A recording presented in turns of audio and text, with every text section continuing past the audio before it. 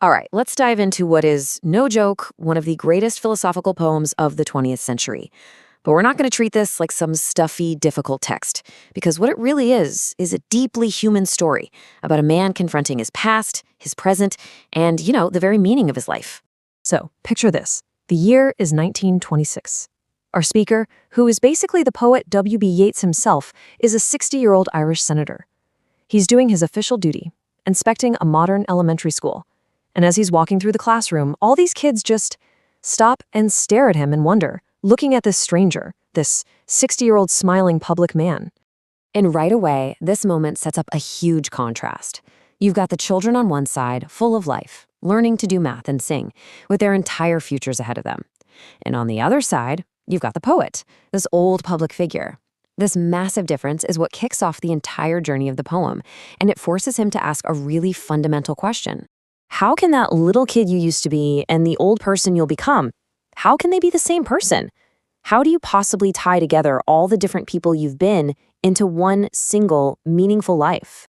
And this question, it's so powerful that it just sends his mind wandering, drifting right out of that schoolroom, digging through his own past, searching for an answer.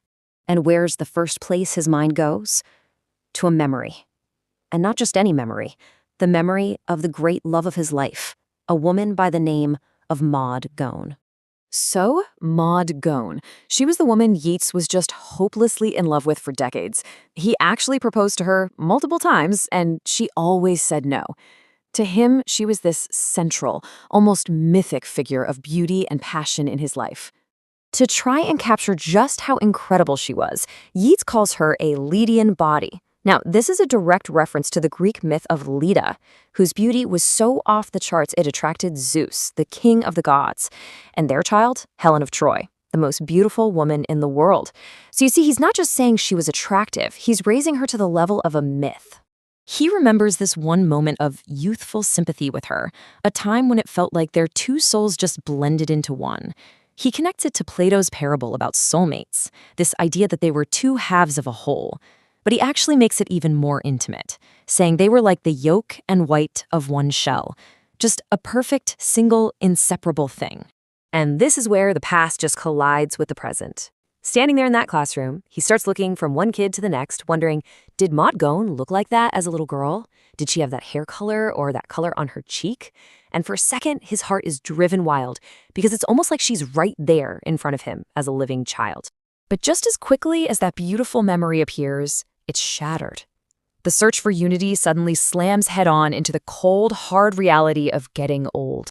The image of her as a child just evaporates, and her present image floats into the mind. He sees her as she is now, in her 60s, and the description is pretty brutal. Her cheeks are hollow, she's gaunt, like she eats a mess of shadows for its meat. That idealized, mythic beauty from his memory, it's gone. And then, Yeats turns that same unflinching, sharp eye right back on himself.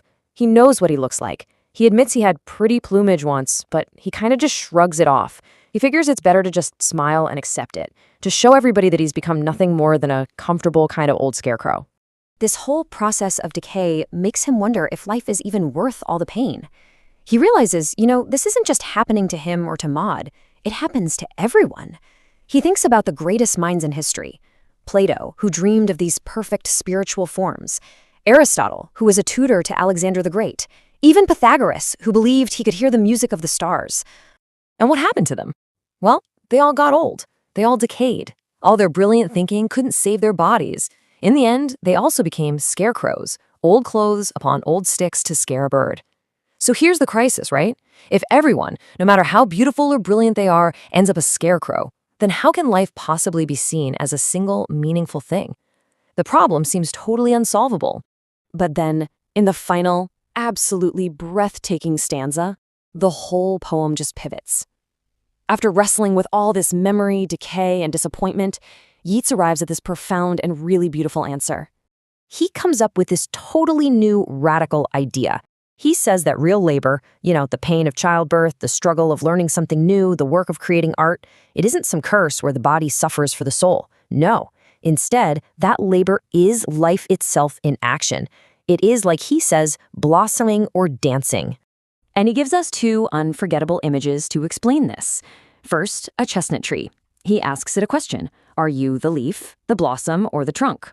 Well, the answer's obvious, right? Of course not. The tree isn't just one of its parts. It's all of them at once, a single, whole, indivisible thing. And that's the point. Just like that tree, a human life isn't a collection of separate pieces. The child, the lover, the old public man. It's one unified being. The leaf and the trunk aren't fighting each other. They're both just different expressions of the tree. And in the same way, the child and the old man are both expressions of one single life. And this brings him to his final, perfect image. He poses a question to a dancer who is completely lost in the music. How can we possibly separate you, the physical person, from the dance itself? The two are totally intertwined. You can't have the dance without the dancer, and the dancer only becomes who they are in the act of dancing. They are one. And that question, that's Yeats' final, powerful answer. The 60-year-old senator in the classroom and the little boy he used to be, they aren't two separate, conflicting people. They're just different moments in the very same dance. It's all one single, indivisible, beautiful motion. A unified life. How can we know the dancer from the dance? The answer is, we can't.